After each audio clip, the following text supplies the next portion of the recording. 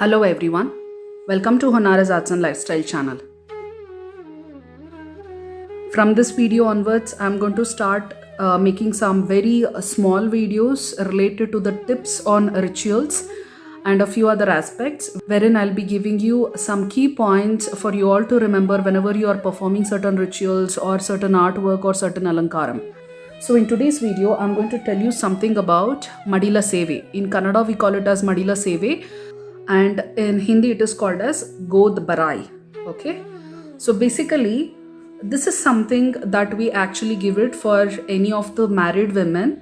Okay, especially when they are married newly, or when they are going to have a child during the baby shower. Okay, and even otherwise at certain occasions also we end up doing this kind of a Madila Seva. Okay, so the same kind of a ritual can actually be followed for the goddess also. Okay, so whenever there is a special occasion, or you're newly married, or you had a child, or just before you have a child, you just want to ask for her blessings, some special blessings, or for a long life of your husband.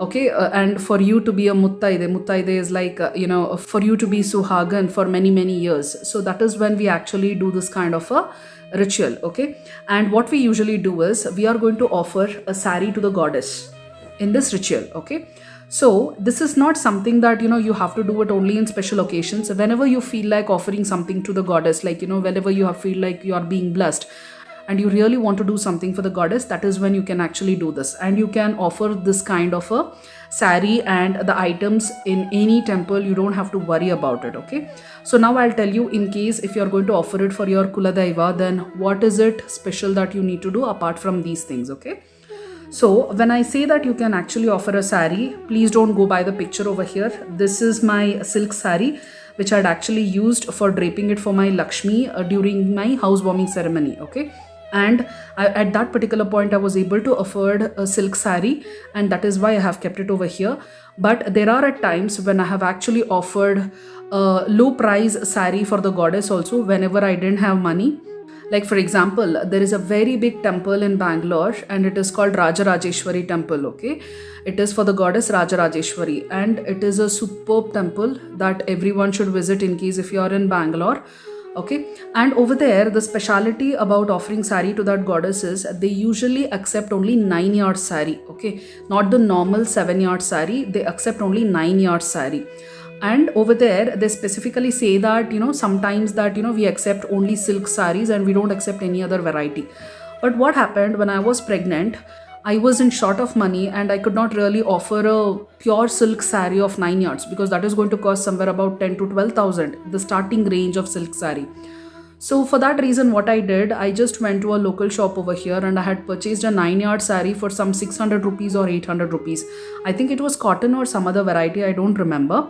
Okay, and that is what I had offered to the goddess. And believe it or not, usually they don't offer that kind of a saree to the goddess in that temple, which I don't think is the right thing to do, because every person should be given an opportunity to do the seva to the goddess irrespective of their financial status. Okay, I really didn't like that idea in that temple. But anyway, keeping all those things aside, they were actually supposed to keep that saree at the feet of the Devi, but instead on that particular day they had draped the saree at the upper part of the goddess. Okay, they usually use some 2 to 3 sarees to drape to the goddess, because the goddess is really big over there, and they had actually used my saree to cover her the chest area above the waist area. And I really felt like I had prayed to the goddess that at least the saree that I am offering should kept at her feet, and she just literally wore the saree and she hugged me. That was a literal feeling I got during that time. So the reason why I'm telling you all this is because it is not mandatory that you have to offer a silk saree or an expensive saree. Okay, whatever is the range of saree that you can offer, if you are going to offer it with bhakti, that is more than enough to the goddess. Okay, in case if you really feel like you can afford a saree, and you can offer, otherwise you don't worry about it. So now whenever you are going to offer this kind of a saree and you want to do this Madila Seva or God Barai ritual, then what are the things that you need to offer is what I am telling you. So you will have to offer rice. So don't offer just little bit of rice. And I think rice is something which each and every one of us can afford. So give a good quantity of rice. Okay, in Kannada we actually call it as a seru, a very big measuring cup which comes. Okay, so usually we give it as 1 seru of rice for the goddess. That is how we measure. Randomly, I have just taken a plastic cover and I have filled it with rice over here. And you will have to give 1 cube of jaggery. Okay, give a big cube, don't give a small cube. These are all very affordable.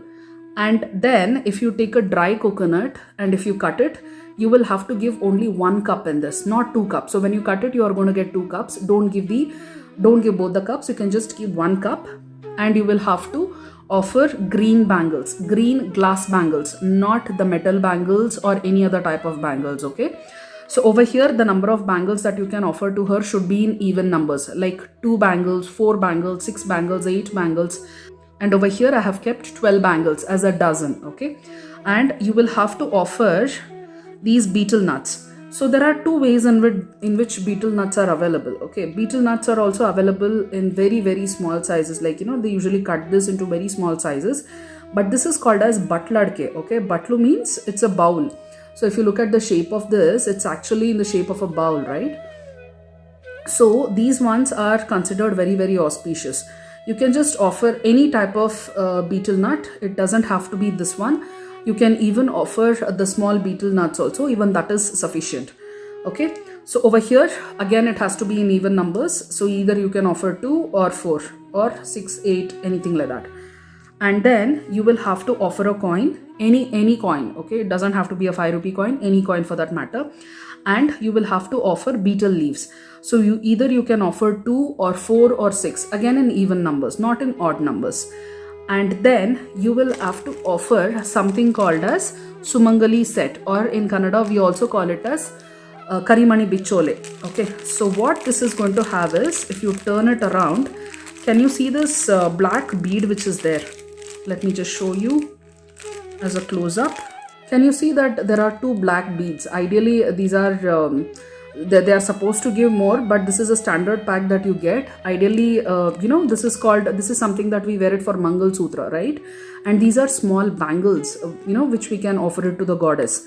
And then they actually gave the kajal also in this, and there are going to be 2 small boxes, or however they are going to wrap it. One is going to have kumkum and the other one is going to have a turmeric, and then there is a turmeric stick. So this is supposed to be the Mangal Sutra for the goddess. Okay, and if I push this aside, so it is also going to have a mirror. And if I turn it at the back side, see there is kumkum and turmeric also over here. So this will be bent into 2. Can you see that there is kumkum at the other side and there is turmeric and there is going to be a kumb. So the reason why we actually offer the Sumangali set or Karimani Bicholi to the goddess is because just like the way we actually groom ourselves just in front of the mirror, like that we are offering all these things for the goddess so that she can groom herself. Okay, so this is something which is very, very auspicious. You can even keep it in the puja room next to your kalash. And along with all these items, you can offer flowers. So over here I did not have the flowers which were tied as a garland, so I've just taken some individual flowers and I'm going to offer. Okay, but otherwise you can even offer like a garland kind of flowers also. Some people, especially like my mother in my family, along with this we also offer fresh coconut and we also offer banana as a fruit. But ideally it is not required, it is not mandatory, because we are anyway giving a dry coconut over here. Okay, that itself will constitute as a fruit, so we don't have to give anything extra. So this is the bare minimum which you will have to offer along with the saree. And usually a saree is going to come with a blouse piece, but what we do is, because when we are going to offer a saree to the goddess, we usually don't cut the saree and separate the blouse piece if the blouse piece is running. So in that case what we do is we purchase a very normal kind of a blouse piece that matches with the saree and we offer it separately. Okay, we keep it like this and we are going to offer. So you don't have to take the saree out of the box, you can just give it along with the box and they are going to offer it to the goddess. Okay, and this saree they are not going to give it to you back. Okay, this is not the kind of saree they are going to give it to you. So in case if you want it back, like as if it is put on the goddess and it is like a Ashirvad from the goddess and you want to wear it, then you will have to explicitly mention in the temple, you need it back as a kind of a blessing from them, blessing from the goddess. That is what you will have to tell specifically in the temple so that they give the saree back to you. Okay, but I usually prefer giving the saree to the goddess itself rather than keeping it with myself. I don't prefer to take the saree back. This is something that we are going to offer to any goddess, as I said. Okay. Now, what if the goddess happens to be our Kula Daiva, or the main goddess which is being worshipped in our family? In which case, you will have to offer this kind of a coconut, and you will have to offer 2 coconuts in case if the Devi or the god happens to be your Kula Daiva. Okay. And what you can do is, you don't have to cut it in your house, the coconut. You can just take the whole coconut to the temple, and the temple priest is going to break the coconut himself, or he is going to guide you what needs to be done. And this coconut, you will have to offer it in pairs, okay, like a pair of 2. You shouldn't be offering it single in case if it is a Kula Daiva. One of the main reason why we are going to do this kind of a God Barai Rasam or Madila Seva is because it actually grants us Muttaide Tana, which means it actually makes us be Suhagan for a very, very long time. That means it actually gives very long life for our husbands. Okay, and that is what it means. And we are also going to get Dhana, that is money and wealth. And we are also going to get Dhanya, that is, we'll be blessed with abundant food, in case if you are going to offer all this to the goddess. And it is also very, very good in terms of blessings and in terms of positive vibes. That is the reason why these things are actually offered to the goddess. Now you have seen what can be offered to the goddess on special occasions, right? Now, just in case if you want to offer clothes to a male god or a male deity in a temple, then what is it that you will have to offer is something I'm going to tell you now. So, in case if you are going to offer clothes for a male deity, then the kind of clothes that you will have to offer is a white dhoti, okay, which usually comes with either a gold border or like a red border or a green border or whatever. Okay, it doesn't necessarily have to be silk. Okay, you don't have to overcomplicate it in case if you're running out of the budget and you're not able to offer something expensive. Over here, I have taken some silk mixed, dhoti, because I anyway had to offer it to our Kula Daiva. Okay, so that is why I have taken this. And this particular dhoti, it should not be taken as a single. Okay, it comes with something called as a shalya. Shalya is something which is used to cover the upper part of the body. Unfortunately, I am not able to open this particular dhoti, okay, but inside, basically what the shalya that I was telling you, it is going to look exactly like dhoti, but it is just going to have smaller measurements, okay, because it's going to come in a single layer and it is just going to cover the upper part of the body for a male deity. So this is the kind of a set that you will have to purchase. It is called as a dhoti and a shalya set, okay. It has to be white in color.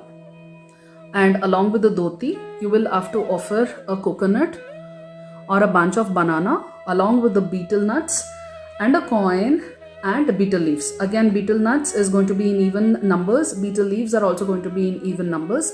And you can offer fresh flowers. Fresh flowers either individual like this or as a garland. Now again, the same rule holds over here. In case if the deity that you are offering all these items to, if the deity happens to be your Kula Daiva, then you should be offering 2 coconuts. Offering 2 coconuts is a mandatory in case if it is going to be a Kula Daiva, along with banana or without banana, okay?